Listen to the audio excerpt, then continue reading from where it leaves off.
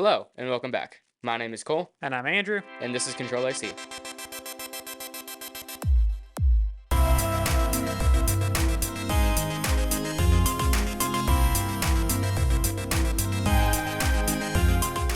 CTRL-AC is the podcast where we talk about identity crises and the importance of function keys. So we have a pretty short show today. There wasn't a lot of tech news, and it'll be short for me because I can barely talk.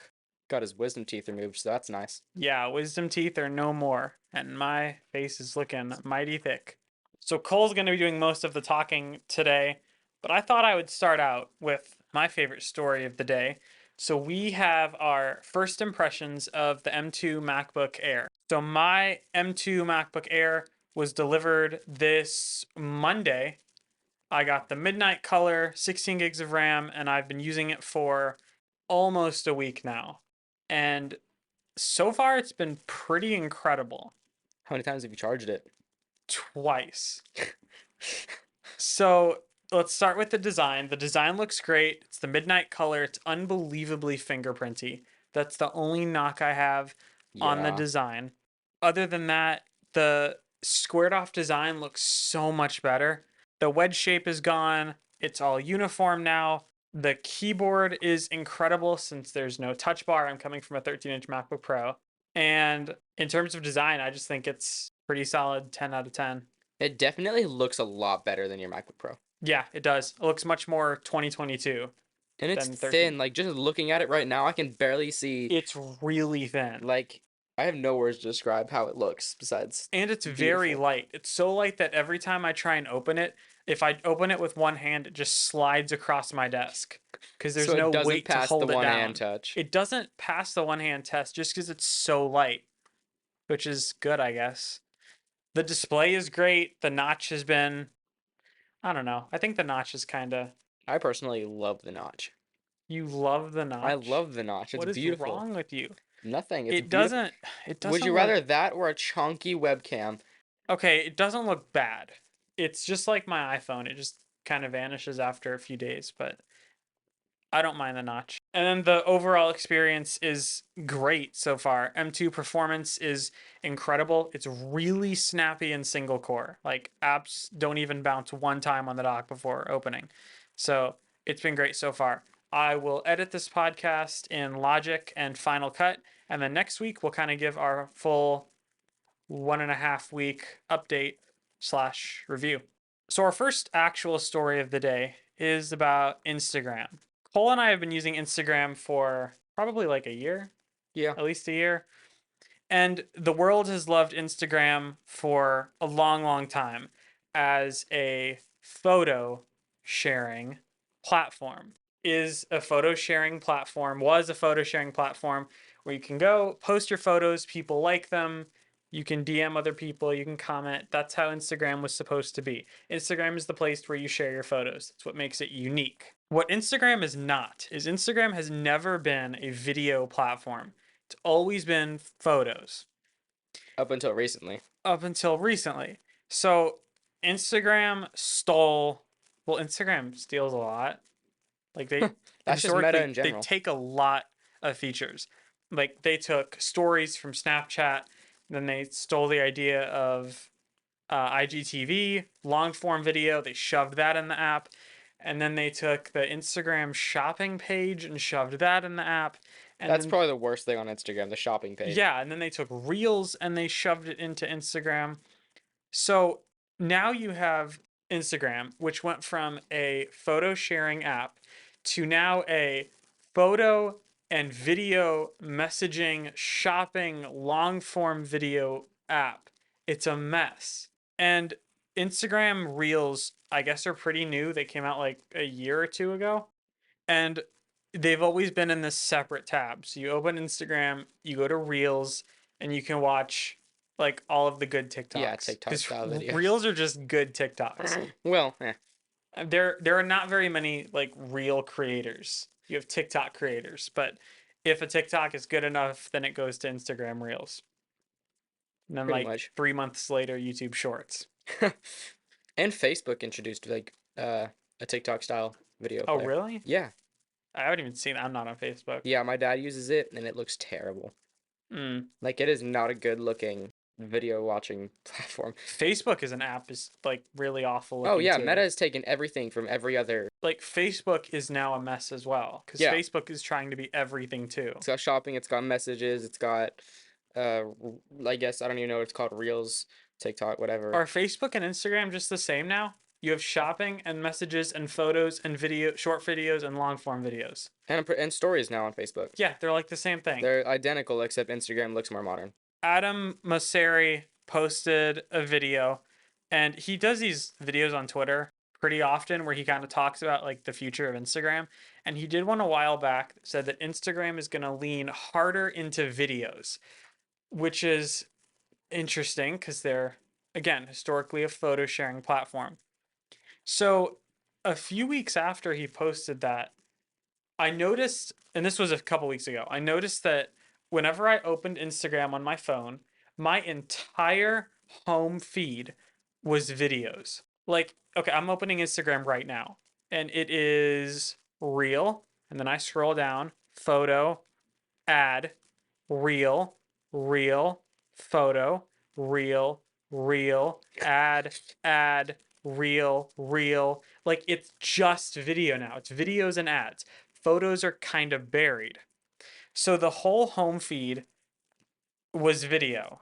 And Adam Mosseri was saying that Instagram is transitioning to more of a short form video network. And people absolutely hated it.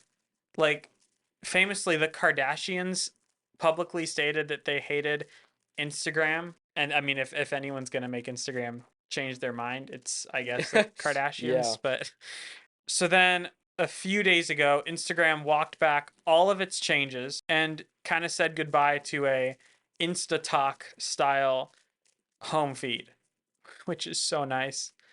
Because I don't know. I only go to Instagram now for Reels. Like I will Yeah. open the app, click on Reels. I don't look at stories anymore. I don't look at photos anymore. It's just kind of Turned into TikTok. it's so close to being dead.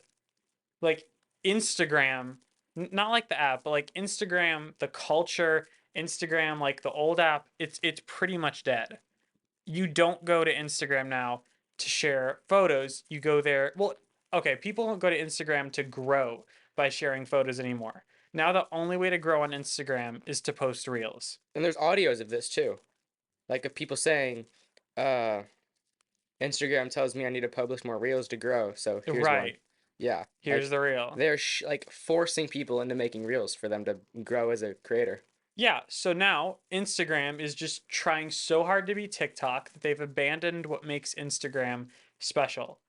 So now just why not go to TikTok, which is better in the first place? What does Instagram provide you now? Because you can grow faster on TikTok than with Instagram Reels. You would probably get a better relationship with Instagram than you would with TikTok. So, yeah, we're going to keep watching Instagram over the course of a few months because I'm really interested to see where they go with this. Instagram is kind of going through an identity crisis right now, and it's really hurting them. So, also, the other social media app competing with Instagram now is Be Real. I'm not on Be Real, but I always see this app when I go to the App Store page, and it's always the first app on the top charts list.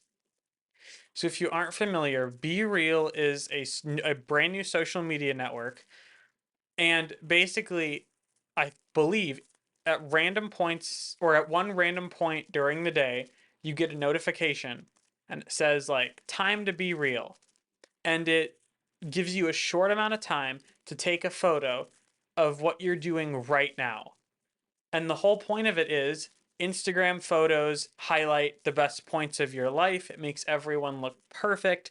That's been a social media issue for a long time. So Be Real tries to make it like a more casual social media network. You don't have time to go throw your photos in Lightroom, make them look perfect, and then post them on Instagram. You just have a short amount of time. And it takes a photo from your front camera and your rear camera and puts the front photo front and center and then the rear camera in this little box, almost like you're on a FaceTime call. So I think more Gen Z social media users are headed to be real now. So, question you're going to ask yourself, what does Instagram do? Do they think of some new innovative way to bring people back? No, they just copy Be Real. So now Instagram is testing a new feature that is literally exactly like Be Real. It's called Instagram Dual. Really? So now on your Instagram story, you can take a photo and it takes one from your front camera and your rear camera, completely copying Be Real. Wow. I just heard about Be Real last night, actually, listening to the Vergecast.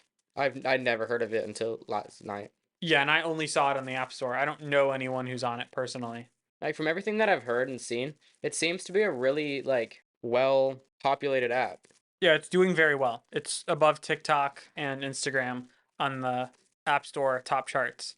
So yeah, Instagram is kind of dying. Creators have been talking about this for a while. More and more people on my Twitter feed are posting pictures on Twitter. That's not gonna last. Twitter is horrible for videos. I don't know if you've ever seen a video on Twitter, but it's like 144p. It's so bad. And It it's so is hard to get out of so them. bad. So I don't know what will replace Instagram unless Instagram just goes back to being how it used to be, which we all would appreciate. And then speaking of social media trouble, TikTok is in a little bit of trouble after some of their internal documents leaked. So this is from Gizmodo. They report that TikTok has internal documents advising TikTok staff how to respond to questions from creators or the press. It says 3 of the first 4 lines of the document say to downplay ByteDance, which is the parent company of TikTok, downplay China, and downplay AI. What? That's scary. So all TikTok employees are told basically if you're asked about TikTok, don't talk about any of the big trigger words like ByteDance, China, or AI. Any of those somewhat scary buzzwords that So if everyone doesn't like. they got brought up, then just like tell them basically what they do. Just yeah, they want like the sweetest answer for TikTok. They don't want any sort of controversial bit because people are skeptical of ByteDance because like it's been revealed that TikTok harvests people's information. Some people are skeptical of China, and then a lot of people are skeptical of AI in general. So that's pretty concerning that staff and PR are told not to talk about any of those things. Okay, we're going to go ahead and take a break, and then when we get back, we'll talk about a new streaming service and a couple of reviews. Control-AC is sponsored by The Complete Backyard. At The Complete Backyard, their priorities are God, family, country, and work. They believe that actions speak louder than words and apply the golden rule to every project they undertake, treating their clients as they would like to be treated. They take responsibility for their work and provide constant communication with their customers throughout all of the processes. For more information, go to thecompletebackyard.com. Welcome back from the break. So, another streaming service entered the chat. This is a long anticipated one. It is an NFL streaming service called NFL Plus. So when I saw this headline, I was so happy because I naturally thought, finally, an NFL streaming service where you can pay a monthly subscription and watch every single live NFL game on your TV every Sunday. This is the most incredible thing. Take my money. And then I Football fan. actually like clicked the link and I found out it's horrible. So NFL Plus is available in 2 tiers. There's NFL Plus and NFL Plus Premium. NFL Plus gives you live out of market and preseason games across devices, live local and regular season games, live primetime games, live game audio, and NFL other like programming. And then NFL Plus Premium gives you game replays, condensed replays, and coaches film. So both of them give you live out of market games across your devices. What does that mean? So that means like every game except the 2 that would be on like free live TV. Oh. Which is good. We like that. and then it says across all of your devices. So if you read the fine print, across all devices means across phones, tablets, and that's it. You cannot watch NFL Plus on your TV. What? Why? So on Sunday afternoon, when you queue up your football, you can watch it on your phone or tablet and not your TV. And that is Can you watch it heartbreaking. on computer? I don't think so. Like not even a laptop? No, Seriously. it has to be a mobile app because DirecTV still has the rights to NFL Sunday Ticket. And until those rights are gone, the NFL can't actually include all the games on a streaming service on a TV. How long do they have that? End of this year. Oh, okay. So it's not too bad. So we don't know if we'll get games on our TV after this or not, but I feel like for the NFL to make enough money to make it worth it, they would have to make this like 15 or 20 bucks a month for all live games. Because right now it's $80 a year or $10 a month Yeah, for for premium. NFL plus premium. But yeah, this is pretty disappointing. I think more like professional sport leagues need to do this. Just make a streaming service that you can have on your TV, but make one that you can pay a monthly subscription for and you can watch all the games instead of going through cable. Because we know that cable is pretty much dead and streaming services are the future. So more and more companies need to lead into this because this is a great idea. As long as it's on your TV. And then we're not in tech season quite yet, but we do have 2 new product releases, which is nice to see. It's fun to pretend we're in Techtober. So we have 2 new things. We have the Google Pixel Buds Pro and the Dell XPS 13 Plus. So let's start with Pixel Buds Pro. So we've seen Pixel Buds, which are Google's Pixel companion wireless earbuds, and they were fine. And then we saw Pixel Buds A for $100, and those were really good for the price. So these are Pixel Buds Pro. So they have active noise cancellation, they have better battery life, they have better sound, they have transparency mode. They're a pro version of Pixel Buds to compete with Sony WF-1000 XM4s, 5s, and AirPods Pro. The Verge review says that they have good active noise cancellation, better sound. They said the transparency mode isn't great, and there's no support for advanced Bluetooth codecs. So I assume they have 5.1, but they won't have whatever the new Bluetooth one is for lossless. So they seem to be pretty good as long as you're in the whole Google ecosystem. Yeah, like if the new Pixel 6a. Yeah, Pixel 6a, Pixel Buds Pro. Seems like a good combo. Yeah. But we've seen Google try to build out the Pixel ecosystem in the past few years. And so far it's been pretty good. So far it's been good. And these buds look like a really good addition. If you have a Pixel, then these are the best earbuds for you. If you don't have a Pixel, there are better options. It's also worth noting that at this point, the earbud ecosystem lock-in is crazy. So Google has Pixel Buds, which will work great with a Pixel and terrible with anything else. Apple has AirPods, which work amazing with all your Apple devices and terrible with anything else. And Samsung has the Galaxy Buds series, which work great with your Samsung devices and terrible with everything else. So, like, of all the products, earbuds are like super tied down to the ecosystem of whatever company made them. But since Google obviously owns Android, the Galaxy Buds would probably be better with the Pixel phones than the Pixel Buds would be with the Samsung phones. I guess so, but to use the Galaxy Buds, you have to have an app. And that app isn't even available on iPhones. I don't know if it's available on Pixels because when I reviewed the Galaxy Buds live, I couldn't get it. I couldn't get the app on my personal phone. Huh. But yeah, Pixel Buds Pro look pretty nice. What doesn't look nice is the Dell XPS 13 Plus. It's all right. No, it's not. It's horrible. Okay. It's the worst laptop to ever Let exist. me live in my dream. Could I get one of these? Okay, so the Dell XPS series, let's just do a quick recap. Dell's XPS line has always been like the productivity focused, sleek, thin, fast computer for the person who wants to do work on their computer. No gaming, just work, battery life, performance, screen, all that stuff. Great all around computer. I have 3 bullet points on the Google Doc Cole and I are looking at. I have what is this design, where trackpad, and touch bar is back. And those are the only 3 things about this computer that stand out. So the first one, what is design? So it I don't looks like this. it looks interesting. It's a wedge shaped design. But like it's a all around wedge shape, not just straight one direction.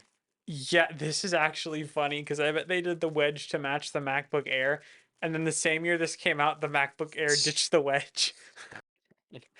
The signature color is this matte black, which is a fingerprint magnet. It has 2 Thunderbolt 4 ports, and it actually has no headphone jack. Huh. And it also has a Surface keyboard that it looks like. It looks like a Microsoft Surface keyboard. You have to look at a picture of this keyboard. The keyboard looks just like the 12-inch MacBook keyboard. Like it goes right up to the end of the keyboard deck, takes up the entire chassis. So it's a very flat keyboard. Doesn't look like you have much travel. Goes to the very edge. The screen looks fantastic though. The screen is good. XPS screens have always been good. There's an OLED model. It's 4K. It is 60 hertz, but it's still 16 by 10, which is great. Verge said the screen looks great. Here's the thing. There are 2 things about this keyboard. There is a trackpad, but it's hidden in, like it's disguised in with the rest of the keyboard deck. It's invisible. So look at your current laptop and you'll see that there's a cutout for the trackpad. The XPS 13 Plus has no cutout for the trackpad. It's literally just flat across the entire bottom of the laptop keyboard deck. But there's like a hidden trackpad under that. So you just kind of have to trust that what you're touching is the trackpad. And then you'll get to the edge of the invisible trackpad and it'll just stop. And that's how you know you've hit the edge. And then they've also done the most horrible thing that you can do to a laptop. They added a touch bar. It's not actually like a MacBook touch bar, but the entire row of function keys is touch capacitive. So So it's the like invisible, also like the right, the trackpad. keys aren't actually there. They're just little lights on the keyboard deck that you have to push, and they made the escape key and delete key non-physical buttons. Ugh. Delete I get, but escape no. So now, like, if that capacitive row stops working, you lose your escape key. And that's a problem. That was the problem with the 2016 to 2019 MacBook Pros. They had the escape key on the touch bar, and it was terrible. And Dell should have learned their lesson, but they did not. So it has this strange looking keyboard deck. It looks really futuristic. Like it's a really cool looking laptop. It just looks like it has 0 functionality. Like, why wouldn't they replace the tilde with the escape key? I don't know. Like, how many people use a looks so tilde more bad. than the escape key? But Dell has always had a touch bar-esque thing on their laptops, especially their media laptops. My stepmom has a really old one that I've taken apart a couple of times, and there's a like plastic piece of the laptop that's like touch bar type buttons. You got pause, skip, play, volume, Interesting. like open the CD drive, media controls for the laptop. And they've had this on a lot of their older laptops, but it's interesting to see it brought back in this form.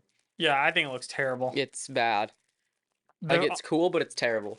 On the Verge's review, they have good stuff and bad stuff. On good stuff, they have it's thin and light, great display, powerful processor with strong multi-core performance, and exceptional build.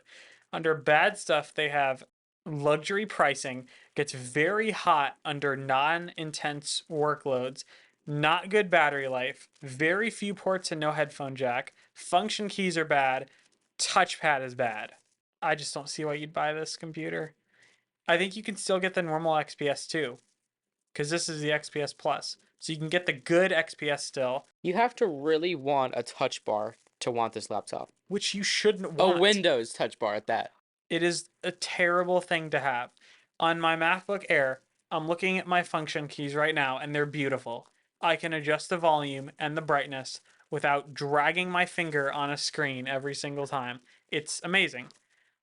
They should have learned from Apple killing the touch bar. Like, I don't know why they did this, but it does make a really cool headline because this, like, visually, this is an incredible looking computer. So that's the Dell XPS 13 Plus. But you really have to want a touch bar for a Windows laptop to want this. But yeah, there are much better options out there with a function row Mm-hmm. that we're going to take a look at next after this quick break.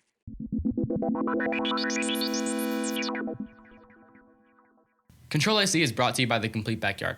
The Complete Backyard is a custom pool, spa, and outdoor living design and build company. What's a design/build company? It means they take care of the design and construction of your new outdoor space. You work with them from the beginning of your project until the end. They're with you every step of the way. They specialize in custom outdoor Gunite swimming pools and spas. In addition, they also design and build custom pergolas, decks, cabanas, fire pits, outdoor kitchens, and outdoor living spaces. They love transforming a boring backyard into a complete home oasis. To request a consultation, go to thecompletebackyard.com. Okay, so to wrap up episode 7, we're just going to kind of talk about the current laptop market and which one Cole is going to buy. So you're looking at a laptop, right? I'm looking at a couple laptops. In, I believe, our first episode, we both were dead set on getting the M2 MacBook Air, Which I did get. which you ended up getting. But I'm still really on the fence whether I want to switch from the Windows ecosystem to Mac OS. I daily drive a Windows 11 machine. And in the school year you just finished, you used a Chromebook for part of it, a MacBook for part of it, and a Windows laptop for part of it. And the Windows laptop was terrible, partly because it had a first gen Celeron in it and 3 gigs of RAM. But, and then I got a MacBook. I got a mid 2012 MacBook Pro. And that was a big game changer for me. I think my only experience with Mac OS was 9.2 when I sold a Power Mac G4 from 1999. I think that was my one Wow. only experience with Mac. But And you were on what, like Mojave for a day? oh no, before Mojave, it was on Snow Leopard. It had Maverick on it, which is a really old version It's like of a OS decade X. old, yeah. And then I updated it with some trial and error to Catalina, and I rocked that for quite a while. And then macOS introduced a couple things that I didn't know all about. The 2012 MacBook Pro does not actually support Big Sur. No. So I kind of found a workaround, upgraded the RAM to 16 gigs instead of 2, because it was missing a stick for some reason. I had to go through BIOS updates and patches and stuff to be able to get it to run, and it ran well for probably the first week or two. I was booting it off a USB for the first day when I brought it to school and showed Andrew. He was like, "Oh my gosh, what is that? How are you doing that?" Yeah, you booting Big Sur on a 2012 MacBook Pro is hilarious. Off a USB. That was great. It was jank too. It was just the PCB.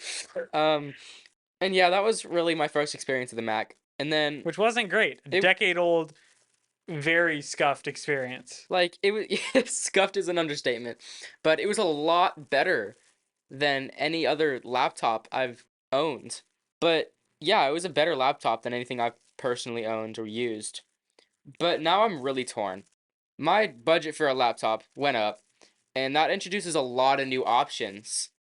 So you want a 13 or 14-inch laptop, more productivity focused than anything else, with decent everything and good or exceptional performance and battery life specifically.